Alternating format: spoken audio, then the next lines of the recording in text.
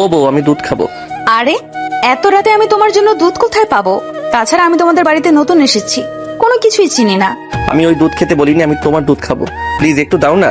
আরে এসব তুমি কি বলছো? আমার 3 মাসের ছোট বাচ্চাও আমার বুকের দুধ খায়, আর এখন কিনা তুমি বলছো তুমি আমার বুকের দুধ খাবে? এই কথা বলতে তোমার একটু লজ্জা করছে না? আরে আমার লজ্জা করবে কেন? আর এখানে লজ্জা করার কি আছে? আমি আমার বউয়ের দুধ খেতে চেয়েছি। আসলে আমি দেখছি তোমার সত্যি সত্যি মাথা খারাপ হয়ে গেছে, তাই পাগলের মতো কথা বলছো। আরে না, আমি একদম সত্য কথা বলছি। মেয়ে খাচ্ছে খাক না, আমারও খেতে ইচ্ছে করছে, প্লিজ একটু খেতে দাও। আরে থামবে তুমি? তোমার কথা শুনে মেয়েটা ঘুম থেকে উঠে কান্নাকাটি শুরু করে দেবে। এমনিতেই সারাদিন অনেক কান্নাকাটি করেছে। কিচ্ছু হবে না, মেয়ের জন্য আমি ফর্মুলা দুধ এনে রেখেছি। মেয়ে কান্নাকাটি করলে মেয়েকে তুমি ফর্মুলা দুধ খেতে দেবে, কিন্তু আমি তোমার দুধ খাবো। এই বলে রাফি প্রিয়াঙ্কার দিকে এগিয়ে আসে আর প্রিয়াঙ্কার বুকের মধ্যে নিজের মুখ লুকিয়ে নেয়। এদিকে প্রিয়াঙ্কার 3 মাসের মেয়ে বাচ্চাটা তখনই কান্না করে দিল। প্রিয়াঙ্কা রাফিকে নিজের বুকের উপর থেকে সরিয়ে দিয়ে মেয়েকে কোলে নিল আর তারপর বুকের দুধ খাওয়াতে লাগলো। তখনই রাফি আবার শুরু করলো, ও বউ, তুমি আমার সঙ্গে এরকম করছো কেন? প্লিজ একটু দাও না। তোমার মেয়ে খাচ্ছে দেখে আমার খুব লোভ লাগছে। তোমার তো দেখি আসলেই মাথায় সমস্যা আছে, তোমাকে ডাক্তার দেখাতে হবে। তুমি একটু চুপচাপ শুয়ে থাকো, নয়তো ঘুমিয়ে পড়ো। আমাকে একটু মেয়েটাকে শান্তি মতো ঘুম পাড়াতে দাও। এই বলে প্রিয়াঙ্কা তার মেয়েকে ঘুম পাড়াতে লাগলো। এদিকে রাফি মুখ ফুলিয়ে অপর পাশ ফিরে বসে রইল, কিন্তু ঘুমালো না। প্রায় ঘন্টাখানিক সময় লাগলো প্রিয়াঙ্কার মেয়েকে ঘুম পাড়াতে। প্রিয়াঙ্কা তার মেয়েকে বিছানায় শুয়ে দিয়ে নিজেও ঘুমাতে যাবে, তখনই রাফি প্রিয়াঙ্কাকে টান দিয়ে নিজের বুকের সঙ্গে মিশিয়ে নিল আর বলতে লাগলো, আচ্ছা প্রিয়াঙ্কা, তুমি কি আমাকে পেয়ে খুশি নও? এরকম কেন বলছো? এরকম কোনো ব্যাপার না। তাহলে তুমি আমার সঙ্গে এরকম কেন করছো? আমি তোমার স্বামী, তোমার সবকিছুর উপর আমার অধিকার রয়েছে, কিন্তু তুমি আমাকে কোনো কিছুই করতে দিচ্ছ না কেন বলো তো? প্রিয়াঙ্কা তখন কোনো কথাই বলে না, চুপচাপ রাফির বুকের উপর শুয়ে থাকে। এদিকে রাফি বারবার প্রিয়াঙ্কাকে জিজ্ঞেস করতে থাকে, তখনই প্রিয়াঙ্কা হঠাৎ করেই ধমক দিয়ে বলতে থাকে, আরে তুমি এসব কি শুরু করেছো? তুমি তো সবকিছু জেনে শুনেই আমাকে বিয়ে করেছো, তারপর আবার তুমি কেন আমাকে বারবার প্রশ্ন করছো? হ্যাঁ, এটা 100% সঠিক। আমি তোমার ব্যাপারে সবকিছু জেনে শুনে তারপরেই বিয়ে করেছি, কিন্তু তুমি হয়তো ভুলে যাচ্ছ আমি তোমার স্বামী আর আজ আমাদের বাসর রাত। এটা ঠিক যে তোমার জীবনে একটা বিশাল অ্যাক্সিডেন্ট হয়ে গেছে, কিন্তু তার মানে এই নয় যে জীবন থেমে থাকবে।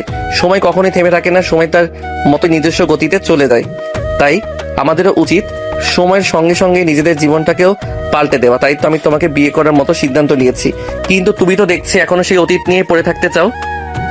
আমি অতীত নিয়ে পড়ে থাকতে চাই না, আমি অতীত ভুলে যেতে চাই।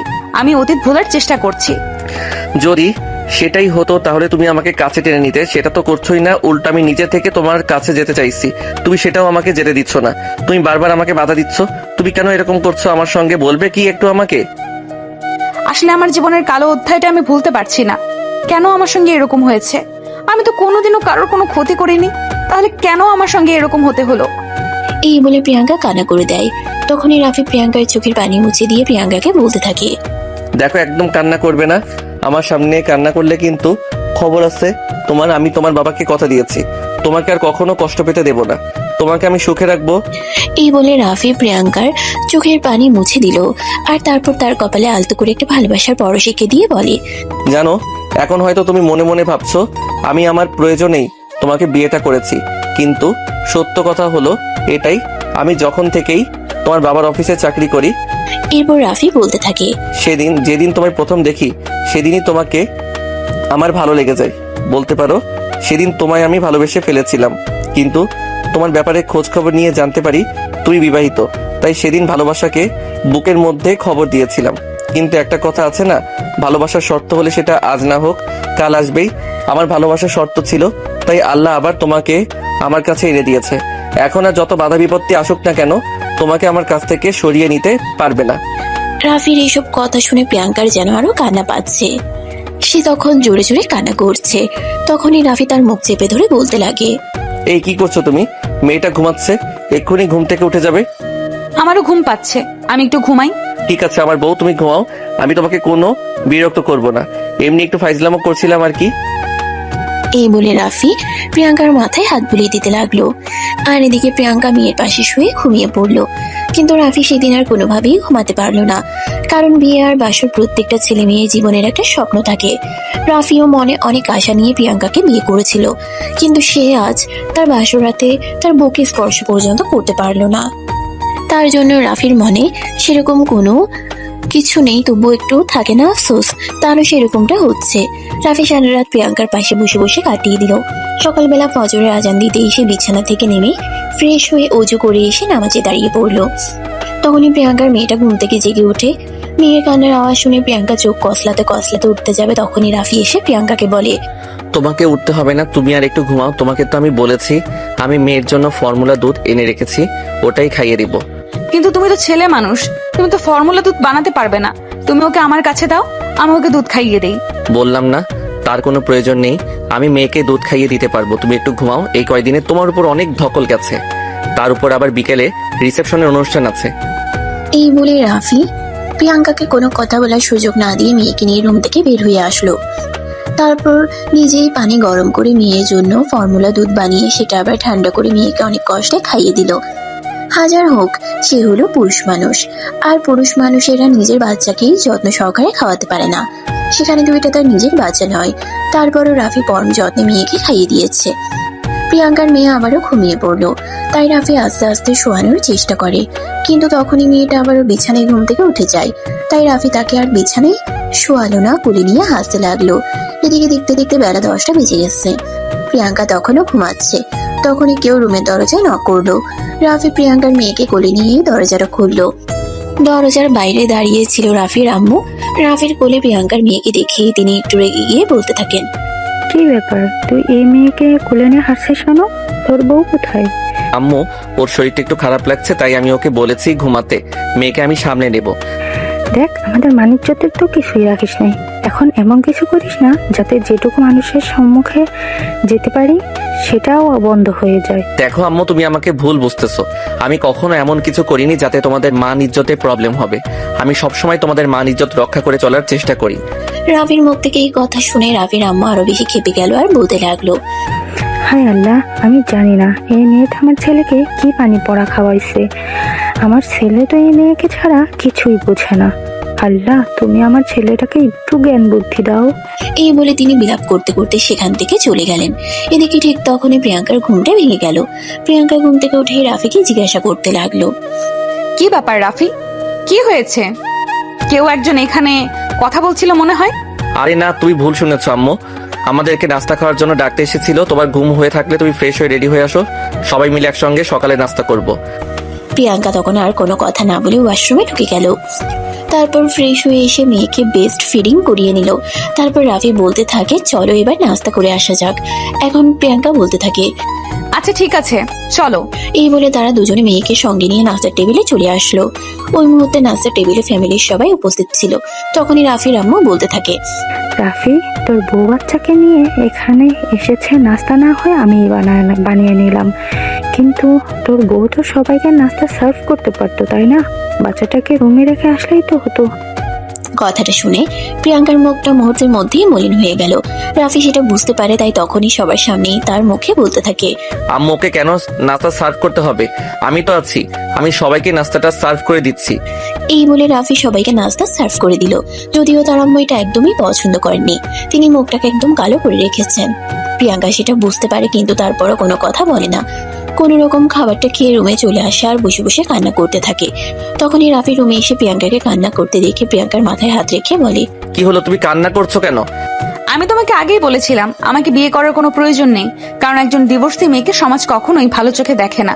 তার উপর আবার আমার তো একটা বাচ্চা আছে।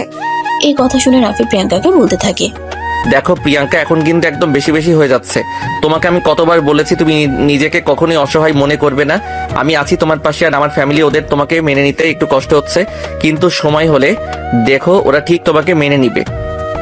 এই বলে রাফি প্রিয়াঙ্কার মাথায় হাত বুলিয়ে দিতে থাকে। তো ভিউয়ার্স, কি হচ্ছে আপনারা সম্পূর্ণ বিষয়টা বুঝতে পারছেন না? তো চলুন একটু ফ্ল্যাশব্যাক থেকে ঘুরে আসি আজ থেকে 2 বছর আগে। প্রিয়াঙ্কা তখন অনার্স ফাইনাল ইয়ারে পড়াশোনা করছে। সেদিন তার বন্ধুদের নিয়ে একটা রেস্টুরেন্টে গিয়েছিল খাবার খাওয়ার জন্য। তখনই তার সন্তানের বাবা তুহিনের সাথে তার পরিচয় হয়। প্রিয়াঙ্কা তার বন্ধুদের নিয়ে খাবার খাচ্ছিল, তখনই তুহিন রেস্টুরেন্টে আসে। প্রিয়াঙ্কা যখন তার বন্ধুদের নিয়ে খাবার খায়, তখনই লক্ষ্য করে তুহিন বারবার তার দিকে তাকাচ্ছে। প্রিয়াঙ্কার দিকে কেউ তাকিয়ে থাকলে এই বিষয়টা তার বরাবরই বিরক্তির কারণ হয়ে দাঁড়ায়। তো তাই প্রিয়াঙ্কা সেখান থেকে উঠে গিয়ে তুহিনের সামনে দাঁড়ায় আর তারপর বলে, কি ব্যাপার মিস্টার, কি সমস্যা আপনার? আমি সে কখন থেকে দেখছি আপনি আমাকে দূর থেকে দেখছেন। কই না তো, আপনি ভুল দেখেছেন। আমার তো মনে হয় আপনি আমার দিকে তাকিয়েছিলেন। তা না হলে আপনি বুঝলেন কি করে আমি আপনার দিকে তাকিয়ে আছি? এই যে মিস্টার, দেখুন, ঠিক করে কথা বলুন। আমি কেন আপনার দিকে তাকিয়ে থাকতে যাব? আপনি তো রেস্টুরেন্টে এসেছেন দেখে দেখেছি আমার দিকে তাকিয়েই আছেন, আর সেটা আমার চোখে পড়লো, তাই আমি আপনাকে বলতে এলাম আপনি এভাবে আমার দিকে তাকিয়ে আছেন কেন। দেখুন, ঘুরিয়ে পেঁচিয়ে কথা বলে লাভ নেই, সোজা সাপটাই বলে ফেলি। আসলে প্রথম দেখাতেই আপনাকে আমার ভালো লেগে গেছে, তাই বারবার আপনার দিকে তাকাচ্ছিলাম। আমার সাথে ফ্লার্ট করা হচ্ছে বুঝি? তখনই তুহিন বলতে থাকে, আমি আপনার সঙ্গে ফ্লার্ট করতে যাব কেন? আপনি দেখতে সত্যি মাশাআল্লাহ অনেক সুন্দর। শুধু আমি কেন, অন্য যে কোনো ছেলে প্রথম দেখাতেই আপনার প্রেমে পড়ে যাবে। তুহিনের এইসব কথা শুনে প্রিয়াঙ্কার রাগ উঠে গেছিল। তারপরও এটা রেস্টুরেন্টে, এখানে কারোর সঙ্গে খারাপ আচরণ করা যাবে না, এই জন্য প্রিয়াঙ্কা কোনো কথা না বলে চুপচাপ সেখান থেকে চলে আসে। এরপর চলে গেল টানা 15 দিন। প্রিয়াঙ্কা প্রায় প্রতিদিনই তো ওই লোকটা প্রিয়াঙ্কাকে ফলো করছে। একদিন প্রিয়াঙ্কা ভার্সিটি থেকে বের হওয়ার সময় ওই লোকটা তো একদম সামনে এসে দাঁড়ায় আর বলতে থাকে, প্রিয়াঙ্কা, আই লাভ ইউ। এই যে মিস্টার, আপনার মাথা খারাপ হয়ে গেছে নাকি? আরে না, এসব তুমি কি বলছো? আমার মাথা কেন খারাপ হতে যাবে? আমি সম্পূর্ণ সুস্থ আছি এবং সঙ্গেই বলছি ভালোবাসি তোমাকে। এই কথা শুনে প্রিয়াঙ্কা বলতে থাকে, আপনি আমাকে ভালোবাসেন তো আমি কি করতে পারি বলেন তো শুনি। তখন তুহিন বলতে থাকে, একজন মানুষ আরেকজনকে ভালোবাসলে তার বিপরীতে আরেকজন কি করে সেটা তুমি নিশ্চয়ই জানো, তাই তোমাকেও সেটাই করার জন্য আহ্বান জানাচ্ছি। কেউ একজন আমাকে ভালোবাসবে, তার বিনিময়ে আমাকেও যে তাকে ভালোবাসতে হবে, এটা কোনো হাদিসে লেখা নেই। So now you can go and try another way. এই বলে প্রিয়াঙ্কা সেখান থেকে চলে যাচ্ছিল। তখনই তুহিন পেছন থেকে প্রিয়াঙ্কার হাতটা ধরে ফেলে আর বলতে থাকে, প্রিয়াঙ্কা, প্লিজ বিলিভ মি, আমি তোমাকে সত্যি সত্যি ভালোবেসে ফেলেছি। তোমাকে ছাড়া আমি এক মুহূর্তে থাকতে পারছি না। আমি আমার চোখ বন্ধ করি আর খোলা রাখি, যাই কিছু করি না কেন আমার দু চোখে সারাক্ষণ শুধু তোমারই বিচরণ। আমার নিঃশ্বাস নিতে কষ্ট হচ্ছে তোমাকে ছাড়া। Please Priyanka, believe me, I love you. কিন্তু প্রিয়াঙ্কা তখন কোনো কথা না বলি নিজের হাতটা ছাড়িয়ে নিয়ে সেখান থেকে চলে আসে। এরপর চলতে থাকে দিনগুলো। তুহিন প্রায় প্রতিদিনই প্রিয়াঙ্কাকে বিরক্ত করতে চলে আসতো। তুহিন নিজের সমস্ত কাজকর্ম ফেলে রেখে প্রিয়াঙ্কার সঙ্গে কথা বলতে চলে আসে। এদিকে প্রিয়াঙ্কাও আস্তে আস্তে তুহিনের উপর দুর্বল হয়ে পড়ে। সেও এখন তুহিনের মায়ে আটকে গেছে। তুহিনের তার প্রতি ভালো লাগা, ভালোবাসা আর কেয়ারিং, এইসব থেকে প্রিয়াঙ্কা তুহিনের প্রতি এখন অনেকটাই আসক্ত। এদিকে তুহিন এতদিনে কোনোভাবে প্রিয়াঙ্কার নাম্বারটা জোগাড় করে দেয়। সেদিন রাতের বেলা প্রিয়াঙ্কা পড়াশোনা আর খাওয়া দাওয়া শেষ করে বিছানায় শুয়ে মোবাইল টিপাটিপি করছিল। তখনই হঠাৎ করে একটা আননোন নাম্বার থেকে ফোন আসে। প্রিয়াঙ্কা নাম্বারটা চাইতেও অচেনা, তাই ফোনটা রিসিভ করছিল না। ঠিক তখনই একটা মেসেজ আসে, প্রিয়াঙ্কা, আমি তুহিন বলছি, প্লিজ একটা ফোনটা রিসিভ করো, তোমার কণ্ঠ শুনতে ভীষণ ইচ্ছা করছে। তারপরেও প্রিয়াঙ্কা ফোনটা রিসিভ করছিল না। এদিকে তুহিন বারবার ফোন দিয়ে যাচ্ছিল। অবশেষে বিরক্ত হয়ে প্রিয়াঙ্কা ফোনটা রিসিভ করে, আর তখনই অপর প্রান্ত থেকে শুনতে পাই, কি হলো জানেমান, তুমি আমার ফোনটা রিসিভ করছিলে না কেন? আমি সেই কখন থেকে তোমাকে ফোন দিছি। হ্যাঁ, এবার সেটাই বলুন, আপনি এত রাতে আমাকে কেন ফোন দিয়েছেন, আর আমার নাম্বারই বা কোথায় পেলেন? ভালোবাসার মানুষের নম্বরটা জোগাড় করা খুব বেশি কঠিন কাজ নয়, তাই আমাকে তোমার নম্বর জোগাড় করতে খুব কষ্ট করতে হয়নি। আর আমি তো তোমায় ভালোবাসি। ভালোবাসার মানুষকে যে কোনো সময় ফোন দেওয়া যেতেই পারে। দেখুন, এখন কিন্তু একদম বেশি বাড়াবাড়ি হয়ে যাচ্ছে। আপনি কেন আমাকে এভাবে বিরক্ত করছেন? ওই যে বললাম তোমাকে ভালোবাসি, আর ভালোবাসার মানুষকে মানুষ বিরক্ত করে না, ভালোবাসা দেয়। দেখুন, মানুষ কাউকে না কাউকে ভালোবাসতেই পারে, কিন্তু তার প্রতিদানে বিপরীত প্রান্তে থাকা মানুষটা যে তাকে ভালোবাসবে এটি কিন্তু কোনো হাদিসে লেখা নেই। তাই আমি আপনাকে আপনার ভালোর জন্যই বলে দিচ্ছি, আপনি আমার পেছন থেকে সরে যান। আমি চাই না কেউ আমার পেছনে অযথাই সময় নষ্ট করুক। আমার ভালোবাসাকে তুমি যদি পাগলামো মনে করো তাহলে সেটা পাগলামো, তুমি যদি সময় নষ্ট করা মনে করো তাহলে সেটা সময় নষ্ট করা। তুমি যা ইচ্ছে তাই ভাবতে পারো, তাতে আমার কিছু যায় আসে না, কিন্তু আমি যে তোমাকে ভালোবাসি এটাই সত্যি। এই বলে তুহিন প্রিয়াঙ্কাকে নানাভাবে ইমপ্রেস করার চেষ্টা করতে থাকে। এদিকে প্রিয়াঙ্কা মনে মনে তুহিনকে ভালোবেসে ফেলেছিল, তাই সে তুহিনের এই কথাগুলো শুনছিল। এইভাবে কেটে যায় আরো 2 মাস। এখন তুহিনের সঙ্গে প্রিয়াঙ্কার নিয়মিত মোবাইলে কথা হয়। দুজন দুজনের প্রতি সম্পূর্ণরূপে আসক্ত হয়ে গেছে। কেউ কাউকে ছাড়া থাকতে পারে না। দুজন তো দুজনের সঙ্গে কথা বলতে না পারলে দুজনেরই দম বন্ধ হয়ে আসে। তাই এত সময় প্রিয়াঙ্কা বাধ্য হয়ে তুহিনকে হ্যাঁ বলে দেয়। আর তারপর থেকে শুরু হয় তাদের দুষ্টু মিষ্টি প্রেমময় সম্পর্ক। তারপর চলে যায় প্রায় 6 মাস। তাদের এই সম্পর্কটা একটা পর্যায়ে প্রিয়াঙ্কার বাবা জানতে পারেন। আর প্রিয়াঙ্কার বাবা এই সম্পর্কের কথা জেনে প্রিয়াঙ্কাকে নিজের রুমে ডেকে নেন আর জিজ্ঞাসাবাদ করেন। প্রিয়াঙ্কা, আমি এসব কি শুনছি? আমি তোমাকে ভার্সিটিতে পাঠিয়েছি পড়াশোনা করার জন্য, আর তুমি কিনা সেখানে এসব কিছু করে বেড়াচ্ছ? বাবা, আমি বুঝতে পেরেছি তুমি কি বলতে চাইছো। দেখো, তুহিন আর আমি দুজন দুজনকে ভালোবাসি। আমরা দুজন দুজনকে ছাড়া বাঁচবো না। প্লিজ বোঝার চেষ্টা করো। এই কথা শোনার পর প্রিয়াঙ্কার বাবা বলেন তিনি এই সম্পর্ক কোনোদিনও মেনে নেবেন না, কারণ ছেলেটা বেকার আর বেকারের পিছনে সময় নষ্ট করে। তাছাড়া তার ফ্যামিলিও যে ভালো নয়। তুষার মধ্যবিত্ত ফ্যামিলির ছেলে। তার বাবা মারা গিয়েছে অনেক বছর হলো। তার বাবা রেখে যাওয়া সম্পত্তি দিয়ে তাদের সংসার চলে। তার বাবার মুখ থেকে এই কথা শুনে প্রিয়াঙ্কা বলে, দেখো বাবা, আমি অত কথা শুনতে চাই না। আমরা দুজন দুজনকে ভালোবাসি, এটাই সবচেয়ে বড় কথা। তুমি সামান্য একটা ছেলের জন্য তোমার বাবার সঙ্গে মুখে মুখে তর্ক করছো? দেখো বাবা, তুমি তুহিনকে একদম সামান্য ছেলে বলবে না।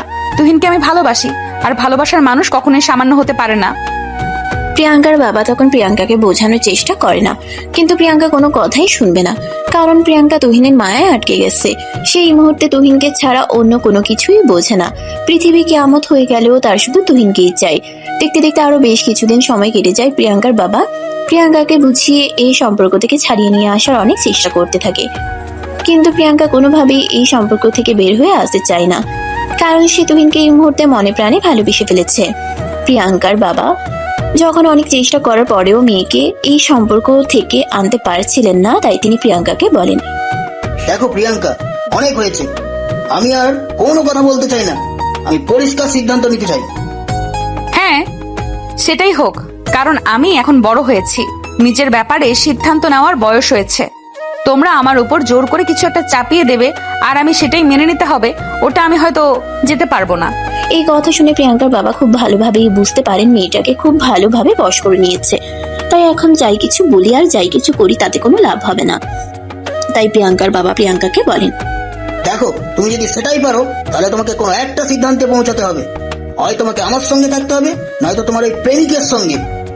তখন প্রিয়াঙ্কা বলতে থাকে সে তুহিন ছাড়া বাঁচবে না। তার জীবনে তুহিনকে ছাড়া অন্য কোনো কিছুর কোনো প্রয়োজন নেই। তাই প্রিয়াঙ্কার বাবা প্রিয়াঙ্কাকে বলেন, আচ্ছা ঠিক আছে, তোমার সুখেই আমার সুখ। তুমি যখন ওই ছেলেটার সঙ্গে সুখে থাকতে চাও, তাহলে আমি তোমাকে ওই ছেলেটার হাতেই তুলে দেবো। তুমি ওই ছেলেটাকে আমার বাড়িতে ডেকে নাও, কারণ তুমি যদি পালিয়ে গিয়ে বিয়ে করো তাহলে সমাজের কাছে আমি মুখ দেখাতে পারবো না। আর এই বয়সে এসে আমার মান ইজ্জত চলে যাক, সেটা নিশ্চয়ই তুমি চাও না। আচ্ছা ঠিক আছে, তবে তাই হোক। আমি তুহিনকে কালকেই তোমার সঙ্গে দেখা করে কথা বলতে বলবো। এই বলে প্রিয়াঙ্কা সেখান থেকে নিজের রুমে চলে যায়। এরপর সেদিন রাতেই তুহিনকে ফোন করে সবকিছু জানায়। তুহিনও সঙ্গে সঙ্গেই প্রিয়াঙ্কার বাবার সঙ্গে দেখা করতে রাজি হয়ে গেল। আর তার পরের দিন তুহিন প্রিয়াঙ্কার বাবার সঙ্গে দেখা করতে চলে আসলো। প্রিয়াঙ্কার বাবা তখন তুহিনকে জিজ্ঞাসা করেন, তুমি কি সত্যিই আমার মেয়েকে ভালোবাসো?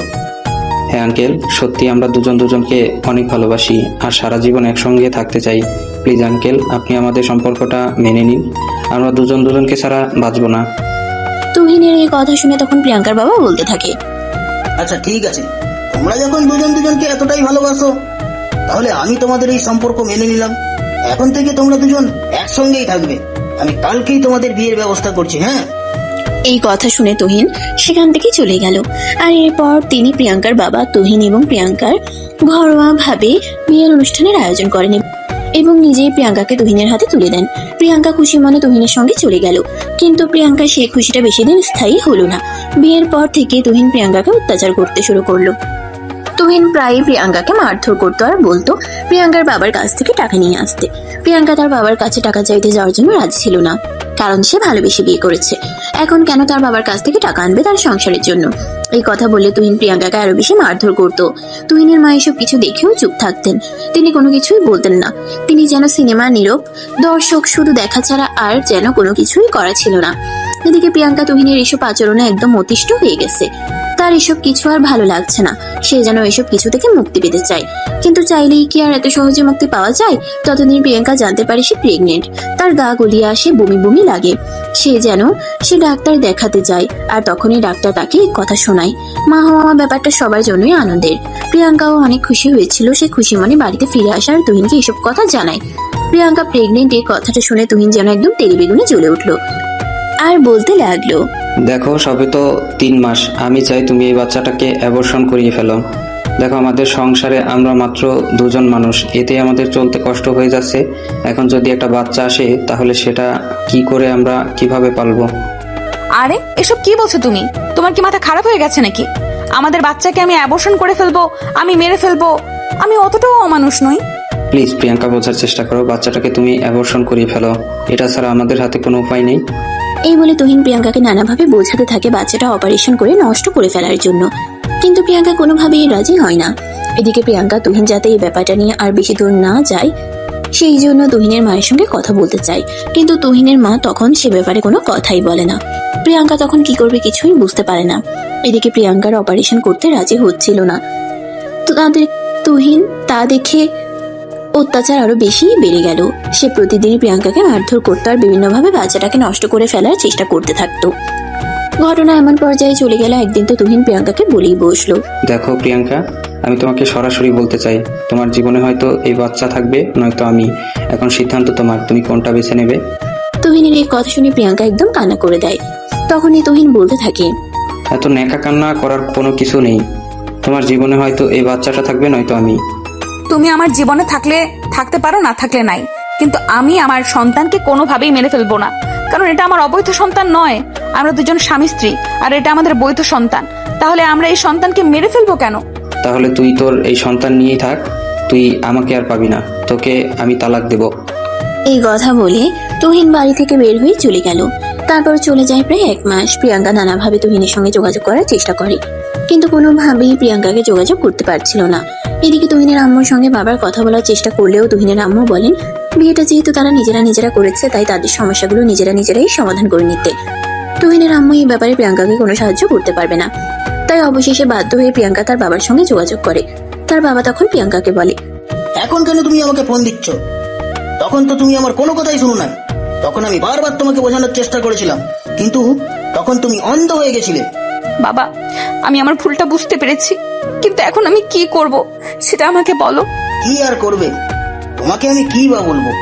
তুমি একটা কাজ করো, তুমি আমার বাড়িতে চলে আসো, তারপর দেখি কি কি হয়। বাবার এই কথা শুনে প্রিয়াঙ্কা কিছুটা মনে মনে আশ্বস্ত হয়, কারণ আর যাই হোক তার বাবা অন্তত তাকে তার বাবার বাড়িতে থাকার অনুমতি তো দিয়েছে। তাই প্রিয়াঙ্কা খুশি মনে নিজের সবকিছু গুছিয়ে নিয়ে বাবার বাড়িতে চলে আসলো। বাবা মা আর যাই হোক সন্তানকে কখনো ফেলে দিতে পারে না, তাই প্রিয়াঙ্কা এত বড় একটা ভুল করার পরেও তার বাবা তাকে তার বাড়িতে জায়গা দিল। এদিকে প্রিয়াঙ্কা তার বাবার বাড়িতে চলে আসার ঠিক 2 দিন পরেই তার হাতে ডিভোর্স লেটার এসে পৌঁছালো। ডিভোর্স লেটার হাতে পেয়ে প্রিয়াঙ্কা কান্না করতে করতে শেষ তার সঙ্গে এত বড় একটা অঘটন ঘটে যাবে এটা সে কখনো কল্পনাও করতে পারেনি। নিজেই মানুষটাকে নিজের জীবনের চাইতে অনেক বেশি ভালোবেসেছিল, সেই মানুষটা আজ তাকে ডিভোর্স দিয়ে দিয়েছে। প্রিয়াঙ্কা এই বিষয়টা আর সহ্য করতে পারছে না, সে অনেক বেশি অসুস্থ হয়ে পড়ে। তার বাবা তাকে হসপিটালে নিয়ে গেল, 3 দিন তাকে হসপিটালে থাকতে হয়। তার অবস্থা খুবই খারাপ হয়ে গেছিল, তাই ডাক্তার তাকে বলে, দেখুন, আমাকে এখন মানসিকভাবে সুস্থ হতে হবে। যা হওয়ার তা হয়ে গেছে, সে সবকিছু নিয়ে বসে থাকলে চলবে না। আপনি যদি আমায় সন্তানের কথা চিন্তা করেন, তাহলে আপনার সন্তানের কথা চিন্তা করে আপনাকে ভালো থাকতে হবে এবং বেঁচে থাকতে হবে। আমি কি করে ভালো থাকবো সেটা আপনি আমাকে বলে দিন না। একদিকে আমার বাবার কথার বিরুদ্ধে গিয়ে ভালোবাসার মানুষটাকে বিয়ে করেছিলাম, আর এখন সে আমার সঙ্গে এত বড় প্রতারণা করলো। এসব কিছু কি সত্যি মেনে নেওয়া যায়? আপনাকে সান্ত্বনা দেওয়ার মতো ভাষা আমার জানা নেই, কিন্তু তারপরেও আমি শুধু একটা কথাই বলবো, আপনার সন্তানের ভালোর জন্যই আপনাকে ভালো থাকতেই হবে এবং বেঁচে থাকতেই হবে। অতীত ভুলে যান। অতীত মানুষকে কখনোই ভালো রাখতে পারে না। অতীত বরাবরের মতোই মানুষকে খুব কষ্ট দেয়। তারপর ডাক্তার আরো অনেক কিছু বলে, প্রিয়াঙ্কাকে বোঝানোর চেষ্টা করে। একটা সময় প্রিয়াঙ্কা নিজেও মনে মনে চিন্তা করে তার জীবন থেকে এসব কিছু বাদ দিয়ে দিতে হবে, তা না হলে সে ভালো থাকতে পারবে না। 3 দিন পর প্রিয়াঙ্কাকে নিয়ে বাড়িতে চলে আসা হয়, আর তারপর থেকেই শুরু হয় প্রিয়াঙ্কার জীবনে নতুন অধ্যায়। প্রিয়াঙ্কা বাড়িতে এসে ডিভোর্স লেটারে সাইন করে ডিভোর্স লেটার পাঠিয়ে দেয়। এদিকে প্রিয়াঙ্কার গর্ভে থাকা সন্তান আস্তে আস্তে বড় হতে থাকে। প্রিয়াঙ্কার তখন প্রেগনেন্সি 9 মাস চলছিল। তার বাবা তার দেখাশোনা করার জন্য বাড়িতে একটা নার্স রাখেন, কারণ তার বাবা ব্যবসার কাজে সারাদিনই বাসার বাইরে থাকেন। প্রিয়াঙ্কার যেহেতু আম্মু বেঁচে নাই, তাই প্রিয়াঙ্কার দেখাশোনা করার জন্য বাড়িতে সেরকম কেউ ছিল না। একদিন সকালবেলা প্রিয়াঙ্কা ঘুম থেকে উঠে ওয়াশরুমে যাওয়ার জন্য, তখনই হঠাৎ করে তার তলপেটে প্রচন্ড ব্যথা শুরু হয়। নার্স প্রিয়াঙ্কাকে জিজ্ঞেস করে কি হয়েছে। তখন প্রিয়াঙ্কা নার্সকে জানায় তার খুব কষ্ট হচ্ছে। নার্স তখনই প্রিয়াঙ্কার আব্বুকে ফোন করে এবং প্রিয়াঙ্কাকে নিয়ে হসপিটালে চলে যায়। আর সেদিনই প্রিয়াঙ্কার ফুটফুটে এক কন্যা সন্তানের জন্ম হয়।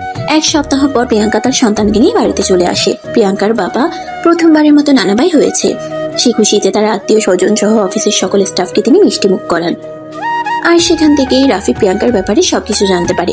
রাফি তখন প্রিয়াঙ্কার ব্যাপারে সবকিছু জেনে শুনে প্রিয়াঙ্কার বাবার কাছে বিয়ের প্রস্তাব রাখেন। আর তখন প্রিয়াঙ্কার বাবা রাফিকে বলেন, দেখো, আমি জানি আমার মেয়েটা খুব বড় একটা ডিপ্রেশনের মধ্য দিয়ে যাচ্ছে, কারণ আমি তো তার বাবা। আমি সন্তানের ভালো মন্দ বুঝতে পারি, কিন্তু এত বড় একটা দুর্ঘটনা ঘটে যাওয়ার পর আমার মেয়ে তার জীবনে নতুন করে কাউকে চিন্তা করবে কিনা সেটা আমি বলতে পারছি না। তবে তুমি নিজে একবার আমার মেয়ের সঙ্গে কথা বলে দেখতে পারো, কেমন? এই কথা শুনে রাফি অনেকটাই খুশি হয় আর নিজেই প্রিয়াঙ্কার সঙ্গে কথা বলতে চলে গেল।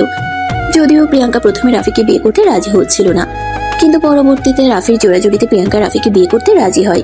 কিন্তু তারপর সমস্যা হয় রাফির ফ্যামিলিতে। রাফির মা বাবা কোনোভাবেই একটা ডিভোর্সি এক বাচ্চার মাকে তাদের বাড়ির পুত্রবধূ বানাতে চাইল না।